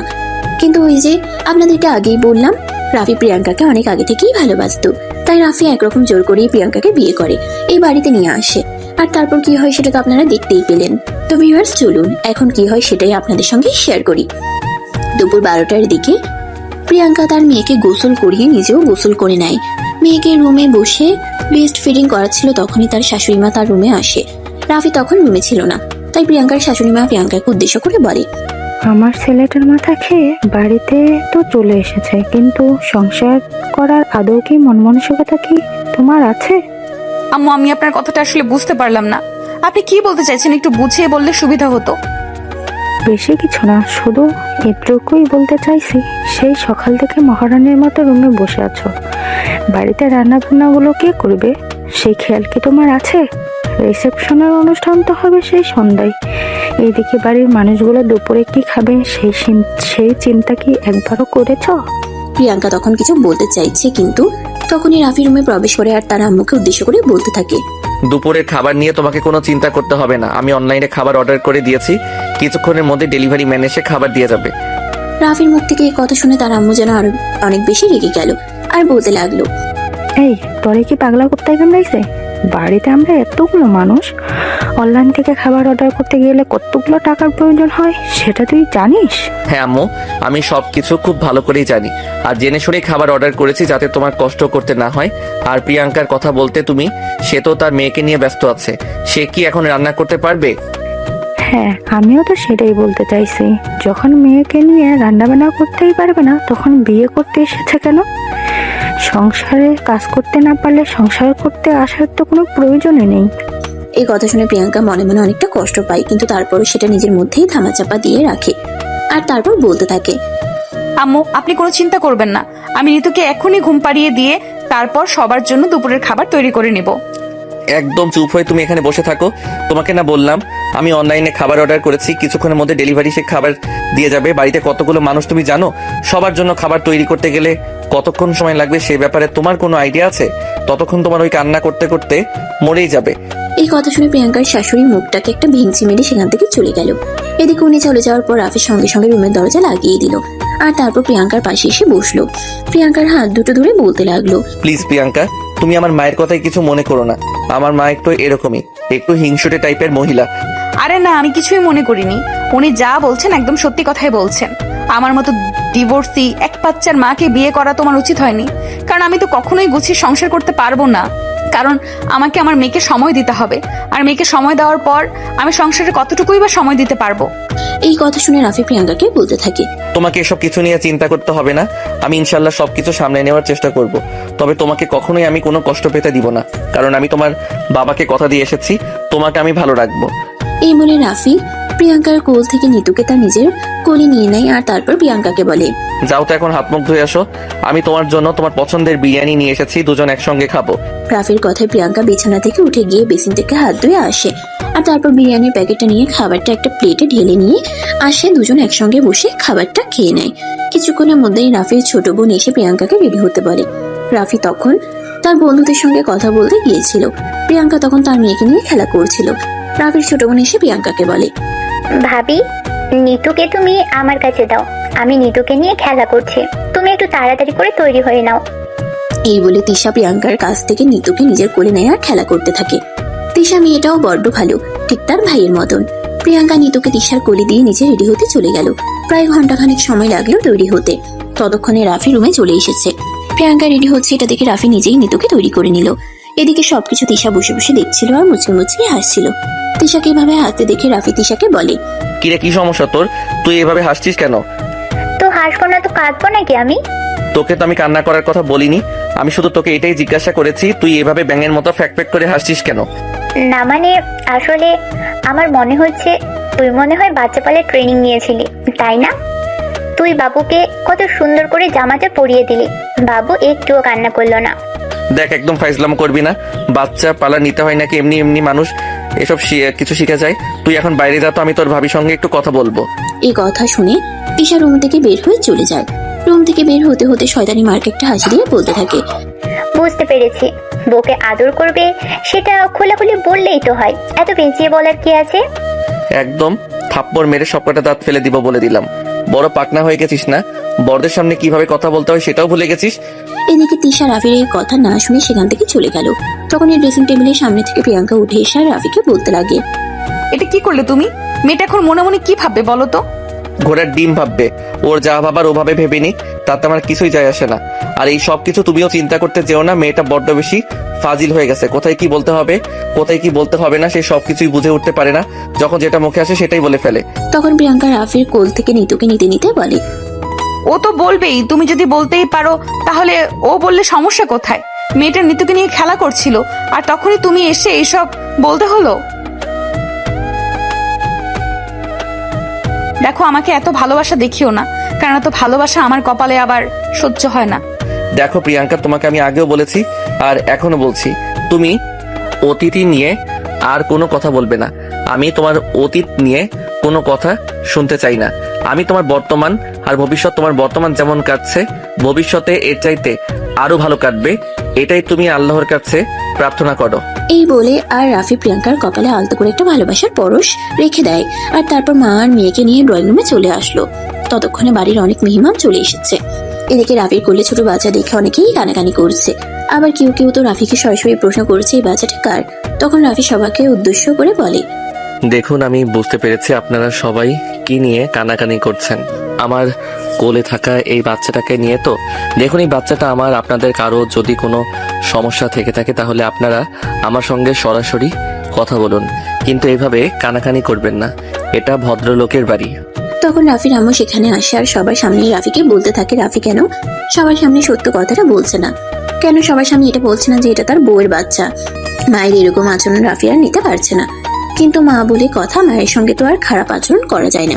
তাই রাফি নিজেকে কন্ট্রোল করে তার মাকে বলতে লাগলো, আম্মু, বাচ্চাটাকে আমি যখন মেনে নিয়েছি, আমি যখন তাকে তার বাবার পরিচয় দিতে চাইছি, তাহলে এখানে তোমার কেন এত সমস্যা? তুমি কেন এই বাচ্চাটাকে মেনে নিতে পারছো না? দেখ, তুই খুব ভালো করেই জানিস আমি কেন এই বাচ্চাটাকে মেনে নিতে পারছি না। বাচ্চাটা যদি তোর আর ওর সন্তান হতো তাহলে আমি নিশ্চয়ই মেনে নিতাম, কিন্তু অন্য লোকের বাচ্চাকে আমি কেন আমার পরিচয় দিতে যাব? ঠিক আছে আম্মু, আমি খুব ভালোভাবে বুঝতে পেরেছি তুমি আমাকে কি বোঝাতে চাইছো। তোমাকে এই বাচ্চার পরিচয় দিতে হবে না। আমি আমার বউ বাচ্চা নিয়ে আমি তোমাদের সঙ্গে থাকবো না। আমি আমার বউ বাচ্চা নিয়ে অনেক দূরে চলে যাব, যেখানে তোমাদের কোনো সমস্যা হবে না। এই কথা শুনে রাফির আম্মু তখন সবার সামনে বিলাপ করতে থাকেন আর বলতে থাকেন, হায় আল্লাহ, এটা কি দিন আসলো? আমার ছেলে আমার বিরুদ্ধে গিয়ে কথা বলছে। একটা মেয়ে আমার ছেলেকে বশ করে নিয়েছে, তার সন্তান সহ আমার ছেলের গলায় ঝুলে পড়েছে, আর এখন আমার ছেলেকে আমার বিরুদ্ধেই কথা বলাতে বাধ্য করছে। তখনই রাফি কিছুটা রেগে গিয়ে তার আম্মুকে উদ্দেশ্য করে বলতে থাকে, দেখো আম্মু, বাজে কথা বলা একদম বন্ধ করো। তুমি আমার বউ বাচ্চাকে নিয়ে আর একটাও বাজে কথা বলবে না, তাহলে কিন্তু আমার চাইতে খারাপ কেউ হবে না। কারণ আমি আমার স্বামী, আমার বউ বাচ্চাকে কখনোই অপমানিত হতে দিব না। এই কথা বলে রাফি প্রিয়াঙ্কার হাত ধরে সেখান থেকে নিয়ে রুমে চলে আসলো। এদিকে প্রিয়াঙ্কা কান্না করছে আর বলছে, তোমাকে তো আমি আগেই বলেছিলাম আমাকে বিয়ে করার কোনো প্রয়োজন নেই, কারণ আমাকে বিয়ে করলে সমাজের কাছে তোমার মান ইজ্জত বলতে কোনো কিছুই থাকবে না, কিন্তু তখন তো তুমি আমার কোনো কথাই শুনলে না। রাফি কোনো কথা বলে না, চুপচাপ দাঁড়িয়ে থাকে। এদিকে প্রিয়াঙ্কা বলতেই থাকে। ঠিক তখনই রাফি প্রিয়াঙ্কার মুখ চেপে ধরে আর বলতে থাকে, তোমাকে কতবার বলেছি এসব বাজে কথা আর বলবে না। আমি তোমার পাশে আছি। আমি যতক্ষণ তোমার পাশে আছি ততক্ষণ তোমার নামে কেউ বদনাম বলে যাবে আর আমি সেটা সহ্য করব, এটা তো কখনো হতেই পারে না। এভাবে কতদিন যাবে? কতজনের মুখ তুমি বন্ধ করবে? সবাই তো বলতেই থাকবে তুমি একটা ডিভোর্সি এক বাচ্চার মাকে বিয়ে করেছো। কতজনের মুখ তুমি চাপা দিতে পারবে বলো আমাকে শুনি। ঠিক আছে, যেখানে গেলে কেউ আমাদেরকে এ ব্যাপারে কোনো কথাই বলতে পারবে না। আমি তোমাকে আর আমার মেয়েকে নিয়ে সেখানেই চলে যাব। এই বলে রাফি নিতুকে প্রিয়াঙ্কার কোলে তুলে দিল আর তারপর তাদের প্রয়োজনীয় সমস্ত জিনিসপত্র গুছিয়ে নিল। আর তখনই সে প্রিয়াঙ্কাকে বলতে লাগলো, চলো আমরা এই বাড়িতে আর এক মুহূর্ত থাকবো না। আমরা আমাদের মতো দূরে কোথাও চলে যাব, আর সেখানে গিয়ে আমরা তিনজনে খুব ভালো থাকবো। প্রিয়াঙ্কা তখনই রেগে গিয়ে ঠাস করে রাফির গালে একটা চড় বসিয়ে দিয়ে বলতে লাগলো, তোমার কি মাথা খারাপ হয়ে গেছে? তুমি জানো তুমি এসব কি বলছো? তুমি আমার কারণে তোমার বাবা মাকে ছেড়ে চলে যাবে? রাফি তখন নিজেকে শান্ত করার একটু চেষ্টা করে আর তারপর প্রিয়াঙ্কাকে বলতে থাকে যে তারা এখানে থাকলে কোনোভাবেই ভালো থাকতে পারবে না, সমাজ তাদেরকে ভালো থাকতে দিবে না। এদিকে তার মা তো আছেই, তাই সে প্রিয়াঙ্কা আর তার মেয়েকে নিয়ে এখান থেকে অনেক দূরে চলে যাবে। তখন প্রিয়াঙ্কা বলতে থাকে, দেখো, আমার জন্য তোমার মায়ের সঙ্গে তোমার সম্পর্ক খারাপ হোক এটা আমি কখনোই চাই না, আর চাইবও না। তোমার মা তোমাকে জন্ম দিয়েছে, লালন পালন করে মানুষ করেছে, তাই তোমার উচিত তোমার মায়ের সঙ্গে থাকা এবং তাদেরকে ভালো রাখার চেষ্টা করা। আমার মায়ের সঙ্গে আমি কখনোই খারাপ আচরণ করিনি। আমার মা আমাকে খারাপ আচরণ করতে বাধ্য করেছে, কারণ বাবা মা এদের উচিত সন্তান কি সে ভালো থাকবে সেটাতে খেয়াল করা। কিন্তু তারা সেটা না করে আমার উপর কিছু একটা চাপিয়ে দিতে চাইবে আর আমি সেটা মেনে নেব, এটা তো হতেই পারে না। দেখো, তারা তোমার উপর কোনো কিছু চাপিয়ে দিতে চাইছে না। এটা শুধু তারা কেন, পৃথিবীর সব বাবা মাই করবে, কারণ কোনো বাবা মা তার সন্তানকে একটা ডিভোর্সি মেয়ের সঙ্গে বিয়ে হতে কখনোই দেবে না। তারপর যদি আবার একটা বাচ্চা থাকে তাহলে তো কথাই নেই। প্রিয়াঙ্কার এই কথা শুনে রাফি কিছুটা রেগে গিয়ে প্রিয়াঙ্কাকে বলতে লাগলো, তুমি আমার সঙ্গে যাবে কি যাবে না সেটা তোমার সিদ্ধান্ত। আমি মেয়েকে নিয়ে চলে যাচ্ছি, মন চাইলে আসতে পারো, না হলে তুমি এখানেই থেকে যাও। তোমাকে আমি কিছুই বলবো না। এই বলে রাফি লাগেজ নিয়ে মেয়েকে কোলে নিয়ে রুম থেকে বের হয়ে নিচে চলে আসলো। তখনও তার বাবা মা সহ ফ্যামিলির সবাই সেখানে উপস্থিত ছিল এবং বিয়ে বাড়ির সমস্ত অতিথিরাও সেখানে উপস্থিত ছিল। রাফির আম্মু রাফিকে এভাবে আসতে দেখে বলেন, কি রে, কি হয়েছে? তুই লাগেজ নিয়ে কোথায় যাচ্ছিস? যেখানে গেলে আমার বউ বাচ্চা নিয়ে তোমাদের কোনো সমস্যা হবে না, আমি সেখানেই চলে যাচ্ছি। আশা করি আমাদের জন্য তোমাদের আর মান ইজ্জত যাবে না। তখন রাফির আম্মু আবারও মায়া কান্না শুরু করে দেয়। একে একে সবার কাছে রাফি আর রাফি বউর নামে বিচার দিতে থাকে। এদিকে রাফি ওইসব কিছু তোয়াক্কা না করে তার বউকে বলে, তুমি এখন আমার সঙ্গে এখান থেকে যাবে নাকি এখানে দাঁড়িয়ে দাঁড়িয়ে এইসব নাটক দেখতে থাকবে? এখন একটু বেশি হয়ে যাচ্ছে না? না, একটু বেশি হচ্ছে না, কারণ যেখানে আমার স্ত্রী সন্তানের কোনো সম্মান থাকবে না সেখানে আমি কেন থাকবো? তুমি চলো আমার সঙ্গে, এত কিছু তোমাকে ভাবতে হবে না। কিন্তু আমরা কোথায় যাব সেটা তো বলবে। যেদিকে দু চোখ যায় চলে যাব, কিন্তু এখানে আর এক মুহূর্ত থাকবো না। এই বলে রাফি প্রিয়াঙ্কার হাত ধরে টানতে টানতে বাড়ি থেকে বেরিয়ে নিয়ে চলে গেল। এদিকে তখনই রাফির ছোট বোন তিশা তার আম্মুকে বলতে লাগলো, এটা তুমি কি করলে ভাইয়া? রাগ করে বাড়ি থেকে চলে গেছে। তুইও তো দেখছি ওই বদমাস মার্কা মেয়েটার মতোই হয়েছিস। ওদের পক্ষ নিয়ে কথা বলছিস। বেশি বাড়াবাড়ি করলে কিন্তু তোকেও বাড়ি থেকে বের করে দেবো। হ্যাঁ, তাহলে সেটাই করো। আমি এই বাড়িতে থাকতে চাই না। এই বাড়িতে থাকার কোনো ইচ্ছে আমার নেই। এইটুকুন ছোট্ট একটা মেয়েটার সঙ্গে তোমাদেরকে হিংসা করতে হয়। কিরকম মন মানসিকতা তোমাদের সেটাই ভাবতে পারছি না। দেখ, একদম মানবতা দেখাতে আসবি না। আমি মানবতা পছন্দ করি না। একে তো বিয়ে করেছে এক ডিভোর্সি মেয়েকে, তার উপরে আবার সঙ্গে একটা বাচ্চাও। আমি আরেকজনের বংশধরকে আমার পরিচয় কেন দেব বলতে পারিস? এই কথা বলে রাফির আম্মু তিশাকে বকাবকি করতে শুরু করে দেয়। তিশা তখন আর কোনো কথা না বলে চুপচাপ সেখান থেকে চলে গেল আর নিজের রুমে গিয়ে কান্না করতে লাগলো। এদিকে রাফির আম্মু বকবক করেই চলেছে। বাড়িতে আমন্ত্রিত হয়ে আসা মেহমানরা ওইটা নিয়ে কানাঘুষা করছে। রাফি কেন এরকম একটা ডিভোর্সি মেয়েকে বিয়ে করতে গেল, তার উপর আবার একটা বাচ্চা সঙ্গে নিয়ে। এদিকে তিশা নিজের রুমে এসে বারবার রাফিকে ফোন করছে, কিন্তু রাফি ফোন তুলছে না। অপরদিকে রাফি প্রিয়াঙ্কা আর নিতুকে নিয়ে একটা ট্যাক্সি ভাড়া করে ওটাতে উঠে গিয়েছে। এদিকে প্রিয়াঙ্কা বারবার রাফিকে বলছে, আরে বাবা, আমরা কোথায় যাব সেটা তো বলবে।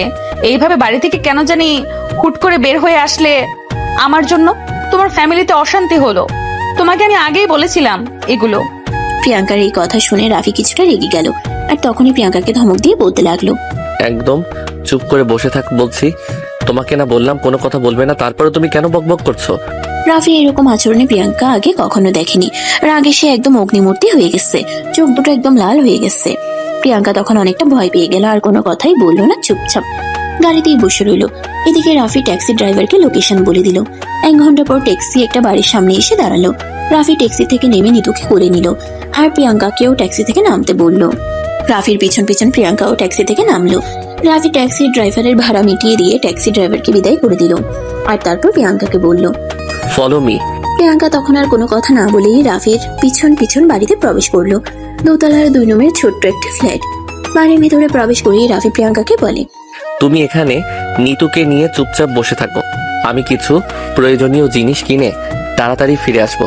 সাবধান, আমি আসার আগে এখান থেকে একটাও নড়বে না। এই বলে রাফি বাড়ি থেকে বের হয়ে গেল। এদিকে প্রিয়াঙ্কা নিতুকে নিয়ে বসে আছে।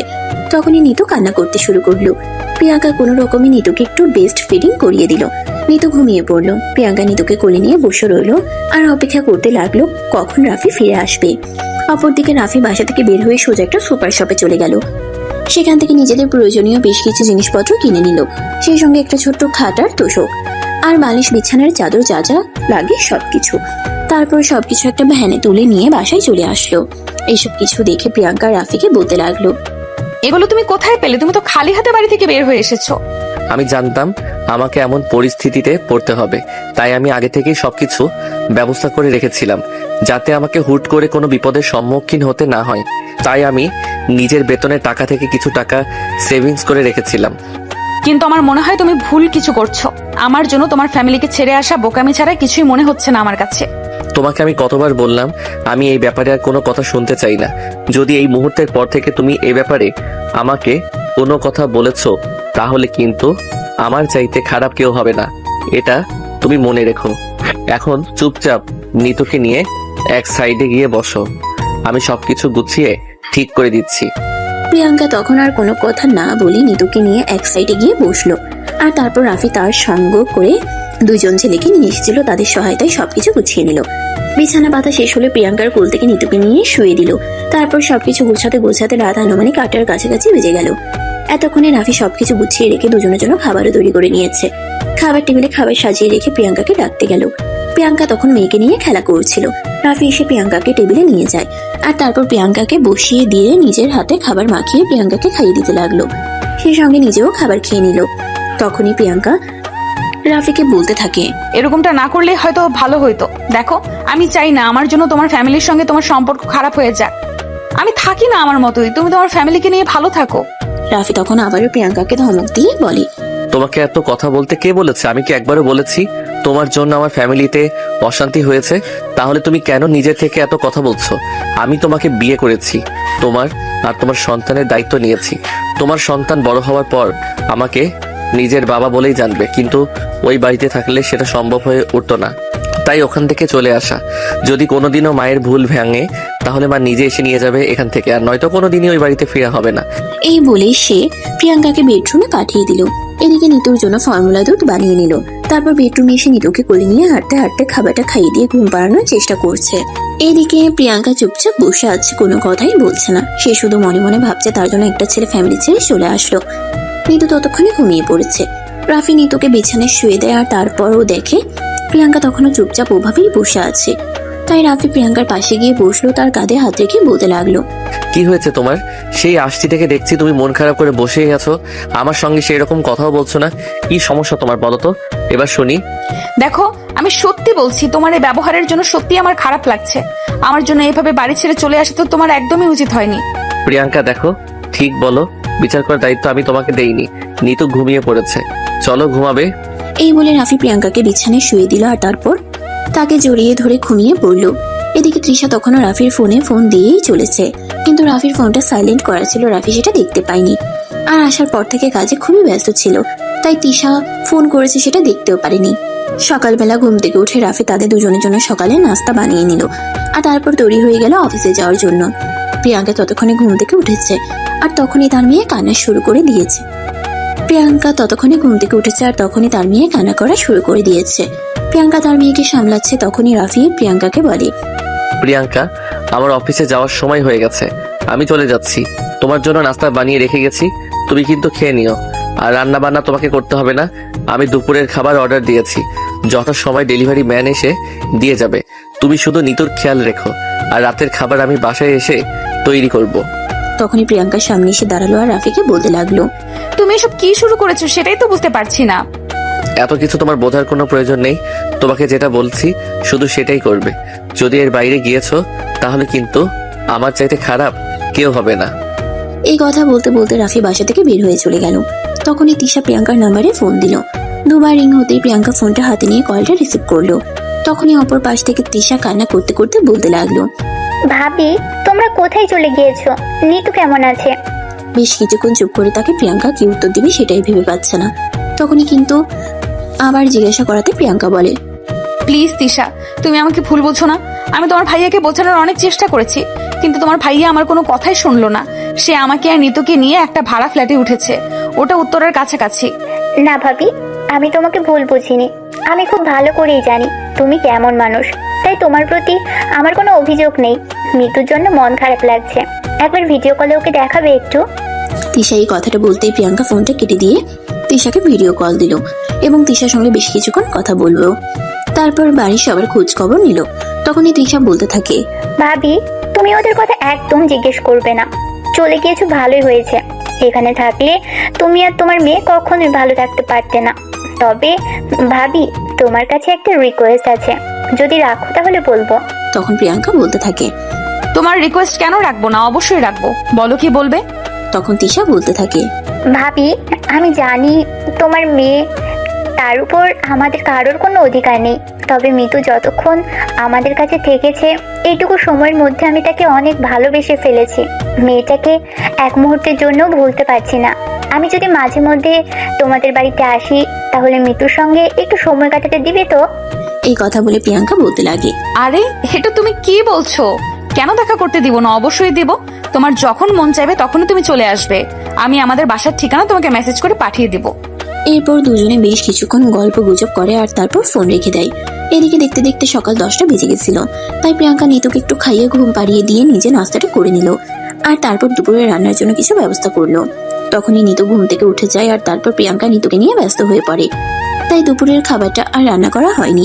এদিকে দেখতে দেখতে দুপুর 1টার কাছাকাছি বেজে গেছিল। তখনই হঠাৎ কলিং বেলের আওয়াজ শুনে প্রিয়াঙ্কা মনে মনে ভাবতে লাগলো, এই সময়ে আবার কে আসলো। 7-5 চিন্তা করতে করতে সে দরজাটা খুলে দিল। তখনই ডেলিভারি ম্যান তার হাতে একটা খাবারের প্যাকেট ধরিয়ে দিল। প্রিয়াঙ্কা খাবারের প্যাকেটটা নিয়ে রুমে চলে আসে আর তখনই তার মনে পড়ে রাফি তাকে বলেছিল রাফি তার জন্য দুপুরের খাবার অর্ডার দিয়ে গেছে। তাই সে দুপুরের খাবার খেয়ে নেয়। এদিকে সারাদিন একা একা বাসায় থাকতে থাকতে প্রিয়াঙ্কা বোর হয়ে যাচ্ছিল। সন্ধ্যা 7টার দিকে রাফি অফিস থেকে বাসায় ফিরে আসার বাসায় এসেই কাজে লেগে পড়ে। সবকিছু গুছিয়ে রেখে রান্না করতে করতে রাত 10টা বেজে যায়। রান্না শেষ করেই রাফি নিতুর কাছে চলে আসলো। নিতু তখন খেলা করছিল। রাফি নিতুকে কোলে নেয় আর তারপর প্রিয়াঙ্কাকে বলে, সারাদিন একা একা মেয়েকে সামলাতে হয়েছে, তাই খুব কষ্ট হয়ে গেছে, তাই না? তুমি দেখছি উল্টো কথা বেশ ভালোই বলতে পারো। সারাদিন অফিস করে এসে বাসার সব কাজ করছো কেন? কেন করছো আমার জন্য এত কিছু? তোমার জন্য করব না তো কার জন্য করব বলো শুনি? আদরের বউ, তোমার জন্য যদি আমি কোনো কিছু না করি তাহলে কার জন্য করব তুমি বলে দাও। এইভাবেই গল্প করছিল তারা দুজনে। ঠিক তখনই প্রিয়াঙ্কার ফোনে তার বাবা ফোন দেয়। প্রিয়াঙ্কা ফোনটা রিসিভ করে আর কথা বলতে থাকে। আসসালামু আলাইকুম বাবা, কেমন আছো তুমি? ওয়ালাইকুম আসসালাম। এই তো আল্লাহর রহমতে ভালোই আছি। তোদের কি অবস্থা? তোর কেমন আছিস? আর আমার নানু ভাই কেমন আছে? আলহামদুলিল্লাহ, আমরা সবাই খুব ভালো আছি। একটা কাজ কর, কাল একবার নিতুকে আর জামাইকে নিয়ে আমাদের বাড়িতে চলে আয়। নানা ভাইকে দেখতে খুব ইচ্ছে করছে। আজ 3 দিন হয়ে গেল আর নানা ভাইকে দেখতে পাই না। আচ্ছা বাবা, ঠিক আছে, আমি রাফির সঙ্গে কথা বলে তোমাকে জানাবো। তোকে বলতে হবে না, তুই ফোনটা রাফির কাছে দে। আমি রাফিকে বলে দিচ্ছি কাল অফিসে আসার সময় তোদের দুজনকে নিয়ে আসবে। আর তারপর অফিস শেষে রাফিও এখানে চলে আসবে। তারপর 2-3 দিন এখানে থাকবে। এই বলতেই প্রিয়াঙ্কা ফোনটা রাফির হাতে তুলে দিল আর তারপর রাফি তার শ্বশুর মশাইয়ের সঙ্গে কথা বলতে লাগলো। রাফি তার শ্বশুর মশাইকে বলে সে কালকেই প্রিয়াঙ্কা আর নিতুকে নিয়ে তার শ্বশুরের বাড়িতে যাবে। এই বলে তারা কথা বলে শেষ করে আর তারপর তারা দুজনে নিতুকে নিয়ে খেলা করতে থাকে। এইভাবেই চলে গেল বেশ কিছুক্ষণ সময়। অলরেডি রাত 11টা বেজে গেছে। তাই প্রতিদিনের মতো রাতে খাবার নিয়ে বেডরুমে চলে আসলো আর প্রিয়াঙ্কাকে নিজের হাতে খাইয়ে দিল। রাফির এরকম যত্ন দেখে প্রিয়াঙ্কা কান্না করছে। তখনই রাফি প্রিয়াঙ্কাকে জিজ্ঞাসা করে, কি হয়েছে? তুমি এভাবে কান্না করছো কেন? তুমি কি আমার কোনো কাজে কষ্ট পেয়েছো? তখন প্রিয়াঙ্কা বলতে থাকে, কষ্ট পাওয়ার তো কোনো কারণ আমি দেখতে পাচ্ছি না, কারণ এই কান্নাটা সুখের। কারণ যে মানুষটাকে ভালোবেসে বিয়ে করেছিলাম সেই মানুষটার সঙ্গে তো সুখী হতে পারিনি। আর যেই মানুষটা আমাকে ভালোবেসে বিয়ে করলো সেই মানুষটা আমাকে কত সুখে রাখছে, কত যত্ন করছে, কেয়ার করছে। যে মানুষটা আমার সন্তানের বাবা হওয়ার কথা ছিল, সেই মানুষটা আমার মেয়ের এখনো ছায়াটাও দেখতে পাইনি। আর যে মানুষটার সঙ্গে কোনোদিন কথাই হয়নি, সেই মানুষটার সঙ্গে পরিচয় হওয়ার কোনো কথাই ছিল না, সেই মানুষটা আজ আমার মেয়ের দেখাশোনা করছে, আমার মেয়েকে আদর যত্ন করছে। এগুলো ভেবেই কান্না পায়। তখন রাফি প্রিয়াঙ্কার চোখের পানি মুছে দিয়ে বলে, তোমাকে তো বলেছি তুমি অতীতের কথা মনে করে একদম মনে কষ্ট পাবে না। আমি চাই না তুমি তোমার অতীত মনে পুষে রাখো, আমি চাই তুমি তোমার বর্তমান আর ভবিষ্যৎ নিয়ে বেঁচে থাকো। এরপর তারা দুজনে খাবার শেষ করে এদিকে নিতু অনেকক্ষণ আগেই ঘুমিয়ে গেছিল। রাফি আর প্রিয়াঙ্কা দুজনে বিছানায় আসে ঘুমানোর জন্য। প্রিয়াঙ্কা শুয়ে পড়েছিল। একটু আগেই রাফি মশারিটা নিয়ে সবকিছু গুছিয়ে আসতে একটু দেরি হয়ে গেল। রাফি প্রিয়াঙ্কার কাছে এসে প্রিয়াঙ্কাকে একটু জড়িয়ে ধরে আর তারপর তার কানের কাছে মুখ নিয়ে বলে, তোমাকে কিছু বলতে চাই। বলো। ওই যে সেদিন বলেছিলাম ওটা চাই। কোনটা চাও খুলে বলো তো। না মানে আসলে নিতু তো অনেক আগেই ঘুমিয়ে গেছে, তাই বলছিলাম। প্রিয়াঙ্কা তখন বিষয়টা কিছুটা আন্দাজ করতে পারে। তারপরও সবকিছু বুঝেও না বুঝার ভান করে সে রাফিকে বলে, আরে বাবা, আমাকে খুলে না বললে আমি বুঝবো কি করে তুমি কি বলতে চাইছো? দেখো, একদম চালাকি করার চেষ্টা করো না। আমি খুব ভালোভাবে বুঝতে পেরেছি তুমি সবটা বুঝতে পেরেছো, তারপরেও তুমি না বোঝার ভান করছো, তাই না? এটা শুনে প্রিয়াঙ্কা মুচকে মুচকে হাসতে থাকে। তখনই রাফি প্রিয়াঙ্কার গাল দুটো ধরে বলে, তুই বড্ড চালাক, তাই না? এই বলে রাফি প্রিয়াঙ্কার ঠোঁট দুটো আলতো করে ছুঁয়ে দেয়। রাফির ছোঁয়া পেয়ে প্রিয়াঙ্কা কেঁপে ওঠে। এটা দেখে রাফি প্রিয়াঙ্কার ঠোঁট দুটোতে নিজের ঠোঁট দুটো কিছুক্ষণের জন্য ডুবিয়ে দিল আর কিছুক্ষণ পরে ছেড়ে দিল। প্রিয়াঙ্কার শরীর কাঁপছেটা দেখে রাফি জিজ্ঞাসা করে, কি হলো, তোমার শরীর কাঁপছে কেন? জানি না, আমার কেমন যেন লাগছে। রাফি তখন আবারও আলতো করে প্রিয়াঙ্কার ঠোঁট দুটো ছড়িয়ে দেয়। প্রিয়াঙ্কা আবারও কেঁপে ওঠে। রাফি তখন বুঝতে পারে আসলে প্রিয়াঙ্কাকে পুরোপুরি কাছে চাইছে, তাই রাফি প্রিয়াঙ্কার ঠোঁট দুটো নিয়ে ইচ্ছে মতো চুমো খেতে থাকে। প্রিয়াঙ্কাও তখন কোনো বাধা না দিয়ে রাফির সঙ্গে রেসপন্স করতে থাকে। রাফি প্রিয়াঙ্কার সারা শরীরে ভালোবাসার স্পর্শ এঁকে দিতে থাকে। প্রিয়াঙ্কার নিঃশ্বাস ভারী হয়ে আসতে থাকে। সে কোকাতে শুরু করে। প্রিয়াঙ্কাকে এমন করতে দেখে রাফি বলে, কি হয়েছে, তুমি এরকম কেন করছো? খুব কষ্ট হচ্ছে বুঝি? কেন তুমি বোঝো না? বুঝি তো, তাই তো সেদিন চেয়েছিলাম কিন্তু তুমি তো দিলেই না। আমি জানি একটা মেয়ে যদি কখনো একবার শারীরিক সম্পর্ক করে ফেলে তাহলে সে কখনোই আর শারীরিক সম্পর্ক ছাড়া থাকতে পারে না, তার খুব কষ্ট হয়। তুমি কিভাবে ছিলে সেটা বলবে আমাকে? প্রিয়াঙ্কা তখন কোনো কথাই বলে না, চুপচাপ থাকে। তখন রাফি আবারও প্রিয়াঙ্কাকে বলে, আচ্ছা, তোমার কি এতদিন একা একা থাকতে একটু কষ্ট হয়নি? কষ্ট তো হয়েছে, কিন্তু কষ্ট হলেই কি আর করা যাবে? এটা তো আর এমন কোনো জিনিস নয় যে বাজার থেকে কিনে নিয়ে আসবো। এখন রাফি বলতে থাকে, আমাকে বিয়ে করার জন্য তাহলে এতদিন সময় কেন দিচ্ছিলে? আরো আগে আমার কাছে চলে আসলেই তো পারতে, তাহলে তো আমি তোমাকে আমার মতো করে ভালোবাসা দিয়ে আগলে রাখতাম, তোমার আর কোনো কষ্ট হতো না। ভালোবাসার উপর থেকে আমার বিশ্বাস উঠে গেছে। আমি এখন আর কাউকে এত সহজে বিশ্বাস করতে পারি না। কিন্তু তুমি তো এমন একটা মানুষ যাকে যতই অবহেলা করেছি আরো ততই কাছে চলে আসো। তোমাকে তো চাইলেও দূরে ঠেলে দিতে পারি না। তুমি তো আমার কাছ থেকে জোর করে এসব কিছু আদায় করে নাও। তো কি করব আমি? তুই যদি নিজের থেকে আমাকে আমার পাওনাটা বুঝিয়ে না দাও তাহলে তো আমাকে আমার ভালোবাসা দিয়েই আদায় করে নিতে হবে। এই বলে রাফি প্রিয়াঙ্কার সারা শরীরে পাগলের মতো চুমু খেতে থাকে। এদিকে রাফির ঠোঁটের স্পর্শ পেয়ে প্রিয়াঙ্কা পাগল প্রায় অবস্থা। রাফি প্রিয়াঙ্কাকে আরো উত্তেজিত করার চেষ্টা করেছিল যাতে সে নিজে থেকে সমস্তটা বিলিয়ে দেয়। আর রাতের মনস্কামনা পূর্ণ হলো। প্রিয়াঙ্কা নিজেকে আর কোনোভাবেই ধরে রাখতে পারছিল না, তাই সে নিজে থেকে রাফিকে আরো কাছে টেনে নিল। আর দুজনে কিছুক্ষণের মধ্যেই ভালোবাসার চরম মুহূর্তে চলে গেল। প্রায় ঘন্টাখানেক ধরে তাদের ভালোবাসার আদান প্রদান পর্ব। ঘন্টাখানেক পর রাফি প্রিয়াঙ্কাকে ছেড়ে দেয় আর তার পাশে শুয়ে পড়ে। প্রিয়াঙ্কা তখন রাফির বুকের উপর মাথা রেখে বলতে থাকে, রাফি, তুমি যে আমাকে এখন এতটা ভালোবাসা দেখাচ্ছ, আবার কখনো আমাকে ফেলে রেখে চলে গিয়ে কষ্ট দেবে না তো? রাফি তখন প্রিয়াঙ্কার কপালে আলতো করে একটা ভালোবাসার পরশ এঁকে দিয়ে বলে, কখনোই না, আমি তোমাকে ছেড়ে কখনোই যাব না। তোমাকে আমি সারা জীবন ভালোবাসার জন্য আমার কাছে নিয়ে এসেছি, কেন তোমাকে ছেড়ে যাব বলো? এইসব চিন্তা মাথা থেকে যেন ফেলে দেওয়ার, চুপচাপ ঘুমিয়ে পড়ো, তা না হলে আবার নিতু ঘুম থেকে উঠে যাবে, তখন কিন্তু আবার ঘুমাতেও পারবে না। এই বলে রাফি প্রিয়াঙ্কার মাথায় হাত বুলিয়ে ঘুম পাড়িয়ে দিতে লাগলো। আর প্রিয়াঙ্কাও নিশ্চিন্ত মনে ঘুমিয়ে পড়লো। পরের দিন সকালবেলা ঘুম থেকে উঠে তারা তিনজনে মিলে রেডি হয়ে নিল প্রিয়াঙ্কার বাবার বাসায় যাওয়ার জন্য। রাফি অফিসে যাওয়ার সময় প্রিয়াঙ্কা আর নিতুকে প্রিয়াঙ্কাদের বাড়িতে ছেড়ে গেল। আর অফিস শেষ হতেই সন্ধ্যার মধ্যে রাফি প্রিয়াঙ্কাদের বাসায় চলে আসলো। রাফি বাসায় এসে নিতুকে নাম ধরে ডাকতে লাগলো। রাফির গলার আওয়াজ শুনে প্রিয়াঙ্কা দৌড়ে নিচে চলে আসে আর বলতে থাকে, আরে তুমি যে নিতুকে নাম ধরে ডাকছো, নিতু কি কথা বলতে পারে? তখন রাফি বলতে থাকে, নিতু কথা বলতে পারে না তো কি হয়েছে? নিতুর মা তো কথা বলতে পারে। নিতুর মা কথা বললেই তো হয়। যাই হোক, বাদ দাও। এখন বলো, আমার মেয়ে কোথায়? নিতু তার বাবার রুমে তার বাবার সঙ্গে খেলা করছে। তখন আর এক মুহূর্ত দেরি না করে কাঁধের ব্যাগটা প্রিয়াঙ্কার হাতে তুলে দিয়ে দৌড়ে শ্বশুর মশাই রুমে চলে গেল। নিতু শুয়ে শুয়ে নানা ভাইয়ের সঙ্গে খেলা করছিল। রাফি নিতুকে কোলে তুলে নিল। তখনই তার শ্বশুর মশাই তাকে বলেন, কি ব্যাপার? কি শ্বশুর বাড়িতে এসে শ্বশুর মশাইকে ভালো মন্দ জিজ্ঞাসা না করেই মেয়েকে কোলে তুলে নিয়েছো? শ্বশুর মশাই কি এখন পর হয়ে গেল নাকি? রাফি তার শ্বশুর মশাইয়ের এমন কথা কিছুটা লজ্জা পেয়ে গেল। আসলে তো সত্যি বাড়িতে এসে প্রথমেই তো শ্বশুর মশাইয়ের খোঁজ খবর নেওয়া উচিত ছিল। তাই রাফি তার শ্বশুর মশাইকে বলে, আই এম সরি আব্বু, আসলে অফিসে গিয়ে নিতুকে খুব মিস করছিলাম। যাই হোক, এবার বলেন আপনি কেমন আছেন? এই তো আলহামদুলিল্লাহ, এখন ভালোই আছি। যদিও এই কয়দিন নিতু বাড়িতে না থাকায় একটু খারাপ লাগছিল। রাফি, তোমাকে একটা কথা বলতে চাই, রাখবে? হ্যাঁ আব্বু, বলুন আপনি কি বলতে চান। আমি আপনার কথা রাখার জন্য সর্বদা প্রস্তুত, কারণ আপনি আমার ভালোবাসার মানুষটাকে আমার করে এনে দিয়েছেন। তাই আপনার কাছে আমি চিরকৃতজ্ঞ। কৃতজ্ঞতা তো আমার প্রকাশ করা উচিত, কারণ আমি আমার মেয়েটাকে দেখেছি। যেই কয়দিন আমার বাড়িতে ছিল সেই কয়দিন কিভাবে মনমরা হয়ে থাকতো।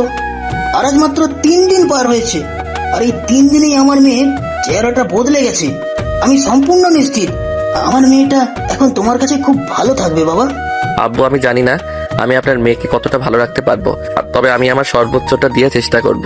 প্রিয়াঙ্কা এবং নিতুকে ভালো রাখার জন্য বাকিটা আল্লাহর উপর ছেড়ে দিয়েছি। আপনি শুধু আমাদের জন্য দোয়া করবেন। হ্যাঁ বাবা, সেটাই। আমি আমার মেয়েটাকে আজ যেরকম হাসি খুশি আর প্রাণোজ্জ্বল দেখছি, আমি যেন আমার মেয়েটাকে সারা জীবন এইরকমই দেখি। এটাই তোমার কাছে একজন বাবা হিসেবে আমার অনুরোধ বাবা। আপনি আমার উপর ভরসা করতে পারেন। আমি আপনার ভরসা রক্ষা করার জন্য সর্বোচ্চ চেষ্টা করব। এই বলে তারা শ্বশুর জামাই মিলে বেশ কিছুক্ষণ বসে গল্প গুজব করে। আর তারপর সবাই মিলে একসঙ্গে বসে রাতের খাবার খেয়ে রুমে চলে আসে। প্রিয়াঙ্কা নিতুকে ঘুম পাড়িয়ে অপেক্ষা করছিল রাফি কখন রুমে আসবে। রাফি তার শ্বশুর মশাইয়ের সঙ্গে একটা ব্যাপারে কথা বলতে বলতে দেরি হয়ে গেছিল, তাই রুমে আস্তে আস্তে রাত 12টার কাছাকাছি বেজে গেল। রাফি রুমে এসে দেখতে পাই প্রিয়াঙ্কা বসে বসে তার জন্য অপেক্ষা করছে। তখনই রাফি প্রিয়াঙ্কার কাছে এসে তার কাঁধে হাত রেখে বলতে থাকে, কি হলো মাই ডিয়ার বউ পাখি, তুমি এখনো অপেক্ষা করছো কেন আমার জন্য? ঘুমিয়ে পড়লেই তো পারতে। ঘুম আসলে তবে তো ঘুমাবো। কেন ঘুম আসছে না কেন? শরীর খারাপ নাকি? আমি মেডিসিন নিয়ে আসবো? ঠুট ছাই, তুমি কিছুই বোঝো না। শরীর খারাপ হতে যাবে কেন? ও আচ্ছা, বুঝতে পেরেছি। সেদিন তো আমাকে তোমার কাছে যেতে দিচ্ছিলে না, আর এখন বুঝি আমাকে ছাড়া ঘুম আসছে না। রাফির এই কথা শুনে প্রিয়াঙ্কা লজ্জায় লাল হয়ে গেল আর নিজের মুখটা লুকানোর জন্য বৃথা চেষ্টা করতে লাগলো। রাফি তখন নিজের হাত দুটো প্রিয়াঙ্কার 2 গালে রেখে প্রিয়াঙ্কার মুখটা একটু উঁচু করে ধরে বলতে থাকে, ভালোবাসা পাওয়া যায় বুঝি? রাফি তখন আর একটু দেরি না করে প্রিয়াঙ্কার ঠোঁট নিজের 2 ঠোঁটে নিয়ে নিল আর প্রিয়াঙ্কাকে নিজের ভালোবাসার উষ্ণতায় উষ্ণিত করতে লাগলো। রাফি প্রিয়াঙ্কার শরীরে ভালোবাসার স্পর্শ দিতে থাকে। প্রিয়াঙ্কা রাফির স্পর্শ পেয়ে পাগল প্রায় অবস্থা, নিজেকে আর বেশিক্ষণ ধরে রাখতে পারেনি। কিছু সময়ের মধ্যেই দুজন ভালোবাসার অতল সাগরে হারিয়ে যায় আর সুখময় রঙিন জীবনের স্বপ্ন দেখতে থাকে। সুপ্রিয় ভিউয়ার্স, আমাদের আজকের গল্পটা এই পর্যন্তই ছিল। গল্পটা আপনাদের কাছে কেমন লেগেছে ছোট্ট একটা কমেন্টে জানাবেন। আবার দেখা হবে নতুন কোনো এক ভালোবাসার গল্পে। সে পর্যন্ত সবাই ভালো থাকবেন, সুস্থ থাকবেন। আল্লাহ হাফেজ।